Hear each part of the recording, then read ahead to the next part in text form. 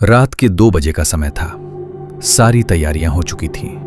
हवेली के हर हिस्से में नाइट मोड कैमरा लगा दिए गए थे। कुछ कुछ दूर पर एडवांस ऑडियो रिकॉर्डर के अतिरिक्त डिजिटल मल्टीमीटर फिट किए गए थे। रिधि को एक कुर्सी पर बांधा गया था। वहीं अनंत अपने इलेक्ट्रोमैग्नेटिक डिटेक्टर के साथ रिद्धि के ठीक सामने पूरी तरह से सतर्क और हर आहट पर नजर रखे हुए था। प्रिया और संभव अपने अपने मीटर लेकर पूरी हवेली की ऊर्जा का ग्राफ बनाने में लगे थे। बीप पीप सन्नाटे को चीरती हुई एक आवाज प्रिया को यंत्र से सुनाई पड़ने लगी थी। अचानक ही प्रिया का मीटर रसोई के पास उच्च ऊर्जा का संकेत देने लगा। प्रिया के माथे पर सलवटें पड़ी और उसने अपने सूखते हलक में 2 बूंद पानी के उतारकर रसोई का रुख कर लिया। किसी समय गांव के सरपंच की रिहाइश या यूं समझिए अय्याशी की मुख गवाह बनी यह हवेली आज अपनी दुर्दशा पर आंसू बहाती है। हवेली के नाम से ही आसपास के 4 गांव के लोग कांप उठते हैं। ठाकुर की आखिरी पुश्तों ने तकरीबन 40 साल पहले यह हवेली छोड़ दी थी। छोड़ी क्या थी? अपनी जान बचाकर भागे थे यहां से। वो गए तो फिर कभी किसी की इस जमीन पर पांव रखने की हिम्मत नहीं हुई।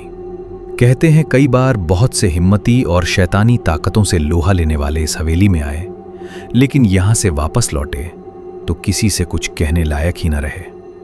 इस हवेली की कहानी साधारण नहीं थी, बल्कि काफी रहस्यमयी और डरावनी थी। रसोई के अंदर पहुंचने पर प्रिया को खिड़की के पास से सबसे तीव्र और स्पष्ट सिग्नल मिल रहे। दूसरी तरफ संभव भी पूरी हवेली में सिग्नल का पीछा करते करते रसोई के पीछे की तरफ गार्डन में हाई सिग्नल देखते हुए पहुंच गया था। दोनों ने एक दूसरे को देखा और हाथ में पकड़े ग्राफ पर एक गोला खींच दिया। उन दोनों के हाथ में पकड़े मीटा का कांटा ये संकेत देते हुए शोर मचा रहा था कि उसे वहां कोई ऊर्जा मिल गई है। अचानक प्रिया और संभव के पास सिग्नल कमजोर होने लगे और अनंत के कमरे में लगे मीटर से बीप की तेज आवाज आने लगी। अनंत सावधान हो गया और एक गिलास में दवा की कुछ बूंदें मिलाकर रिद्धि को पिलाने के बाद उसके सामने डटकर बैठ गया।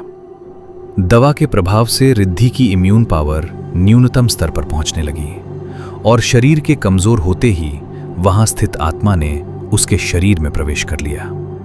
कमरे में भय का वातावरण स्थापित होने लगा था।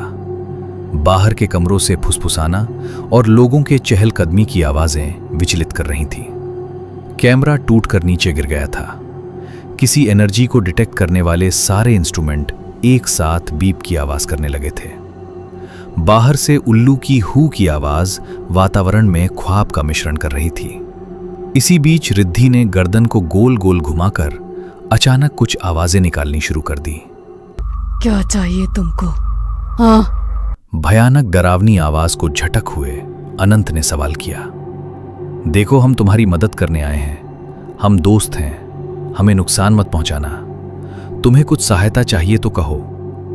देखो, हम जानते हैं तुम्हारे सामने हम कुछ भी नहीं, तुम्हारी शक्तियों को चुनौती नहीं दे रहे।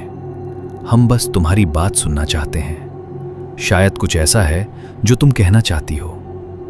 हम मदद करना चाहते हैं। तुम्हें यहां से आजाद करना चाहते हैं। अनंत की बात सुनकर रिद्धि ने पहले नजरें तरेर कर उसकी ओर देखा, फिर एक सी सतने लगी। मुझे मेरे ब्याह से उठा कर लाया था ठाकुर। जिसके नाम की मेहंदी रचाई, उसने तो मुझे घूंघट के इस पार देखा तक नहीं। लेकिन ये हवशी जल्लाद हर रात जब इसका मन भर गया तो अपने बेटों के सामने मुझे ले जाकर पटका। उनके लिए भी मैं बस एक दिल बहलाने का सामान थी। अपनी इस हवेली पर मुझे नाचने वाला खिलौना बना लिया था। इन सब लोगों ने हर रात महफिल सजती जिसमें ठाकुर के साथ उसके दोस्त यार सब मनोरंजन करते। कुछ समय बाद मैं एक बेटी की मां बन गई। अपनी बेटी की खातिर मैं बिना चूक किए हर रोज उनकी महफिल में नाचने लगी। धीरे धीरे समय बीता और मेरी बेटी 12 बरस की हो गई। मेरी तरह मेरी बेटी भी उपेक्षित जीवन जी रही थी। फिर एक दिन उन जल्लादों की नजर मेरी बच्ची पर पड़ गई। वो मेरी बेटी को उठाकर ले गए। मैंने ठान लिया था जो मेरे साथ हुआ मेरी बच्ची के साथ नहीं होगा। बस इसीलिए मैं कुल्हाड़ी लेकर उनके ऊपर टूट पड़ी। मैं अकेली थी और वो 4, कितनी देर लड़ती। उसी कुल्हाड़ी से मेरे और मेरी बेटी के टुकड़े करके इसी हवेली में गाड़ दिया उन्होंने। मेरी बच्ची मेरे सामने ही। इतना कहकर रिद्धि गला फाड़ कर रोने लगी।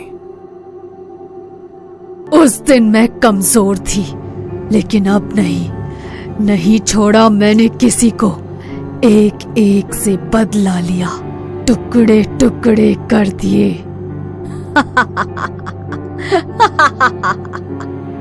इतना कहकर वो ठठाकर हंसने लगी। देखो, हम छोड़ दो, अपनी बच्ची को लेकर लौट जाओ।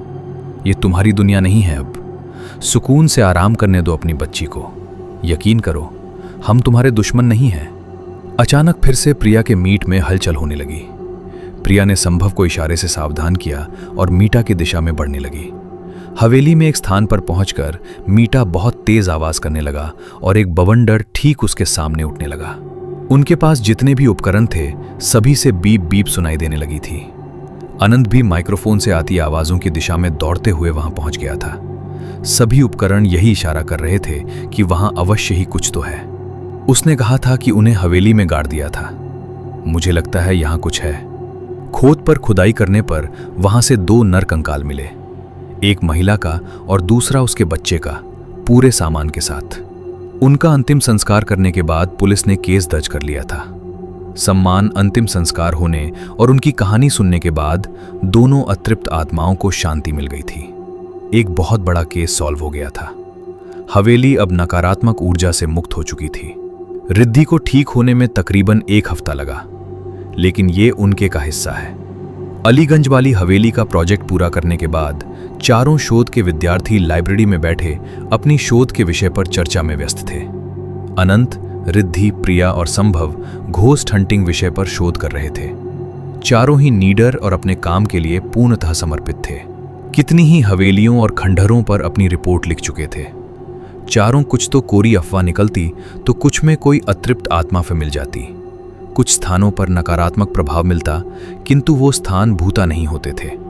अन्य विद्यार्थियों की तरह सामान्य भूत प्रेत आत्मा को ये अपना विषय नहीं बनाना चाहते थे। उनका मानना था कि ब्रह्मांड में नकारात्मक और सकारात्मक दोनों प्रकार की ऊर्जा व्याप्त है। सकारात्मक ऊर्जा पर तो दशकों से शोध चल रहा है, लेकिन नकारात्मक ऊर्जा पर कभी कोई शोध नहीं हुआ। भूत, चुड़ैल आत्मा सिर्फ इस नकारात्मक ऊर्जा का एक प्रकार भर है। ब्रह्मांड में अवश्य ही कुछ अज्ञात नकारात्मक ऊर्जा स्रोत जरूर होंगे, कुछ अनजान शक्तियां जो है, किंतु उनके अस्तित्व का आभास मनुष्य को नहीं है। विज्ञान में रेजोनेंस का सिद्धांत कहता है कि हमारे आसपास हर तरह की ऊर्जा घूम रही है। किसी विशेष मंत्र साधना या विधि के माध्यम से जब हम उन नकारात्मक ऊर्जा के बराबर ऊर्जा उत्पन्न करते हैं तो वो ऊर्जा प्रभावी हो जाती है, जिसे सरल शब्दों में सिद्धि प्राप्त करना कहते हैं। कौन सी शक्तियां हैं वो और उनको साधने के क्या प्रकार हो सकते हैं? क्या वाकई है कोई ऐसी शक्ति जिससे मनुष्य अभी अनजान है? बस इसी प्रश्न का उत्तर जानने के लिए वो चारों हर संभव प्रयास कर रहे थे। रिद्धि, ये कौन सी किताब में आंखें गड़ाए हुए हो? 3 दिन से कुछ बताओगे यार? बस खत्म ही हो गई। मैं इफरित जिन की कहानी पढ़ रही हूँ। शोध बताते हैं कि ये कहानी महज एक कहानी नहीं, बल्कि एक सच्ची घटना है, जिसमें जिन के धरती पर आने और विनाश की सच्ची कहानी लिखी गई है। पढ़ते हुए मुझे ऐसा लगा मैं सच में जिन से साक्षात्कार कर रही हूँ। एक बात और बताऊं, इस किताब में लिखा है कि जिन को उसकी दुनिया से बुलाने के लिए कुछ खास मंत्र का उच्चारण किया गया था, और उन मंत्रों को लगभग 250 साल पहले किसी किताब में आखिरी बार देखा गया था। वही किताब जो चांदपुर के महाराज के पुस्तकालय में रखी गई थी। क्यों ना हम लोग वहाँ चलकर उस किताब को खोजकर उस पर कुछ रिसर्च करें। जिस तरह से उसमें जिन का जिक्र किया गया था, हो सकता है किसी और अज्ञात ताकत के बारे में भी जानकारी हो। और ये बात तो तुम जानते हो ना कि हमारे पूर्वज ऐसा बहुत कुछ जानते थे जिसके बारे में अभी हमें जानना शेष है। चाहे पिरामिड हो या कैलाश पर्वत की मिस्ट्री, अभी बहुत कुछ जानना बाकी है जिनके निशान अतीत में छिपे हैं। मतलब तुम वापस उसी मनहूस हवेली में जाना चाहती हो जहां पर इतने लोगों ने अपनी जान गंवाई? संभव ने हैरानी से तो कहा। तुम्हें क्या लगता है तुम रात को सोने जाओगे और सुबह तुम्हें तुम्हारी पीएचडी हाथ में मिल जाएगी? हमारा काम ही है ऐसा संभव, जोखिम तो लेना ही होगा। तुम लोग बोलो क्या बोलते हो? तो ठीक है, चलते हैं, देखते हैं क्या हाथ लगता है। चारों अगले ही हफ्ते चांदपुर की पहाड़ी पर स्थित मोर वाली हवेली के लिए निकल पड़ते हैं। हवेली पर पहुंचने पर देखते हैं कि हवेली बिल्कुल सुनसान पड़ी हुई है।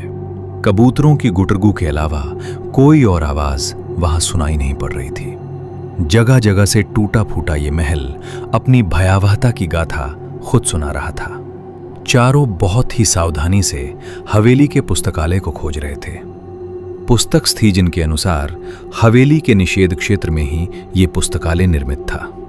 चारों ने हवेली के हर कमरे को जांच पर रखा, किंतु पुस्तकालय जैसा कोई भवन दिखलाई नहीं पड़ रहा था। अधिकांश कमरे बरसों की उपेक्षा और वहां हुई अनहोनी घटनाओं के कारण जर्जर स्थिति में थे। हर तरफ गंदगी से भरी थी, धूल, मिट्टी, मकड़ियों के जाले और अंधेरा। इसके सिवा वहां कुछ भी नजर नहीं आता था। एक एक कमरे का बारीकी से निरीक्षण करते करते वे तीनों एक ऐसे कमरे में पहुंच गए जो कि महाराज का शयन कक्ष मालूम पड़ता था। एक पुराने भव्य से पलंग के अतिरिक्त वहां कुछ ज्यादा सामान नहीं दिखाई पड़ रहा था। हर जगह धूल और मिट्टी का अंबार लगा था।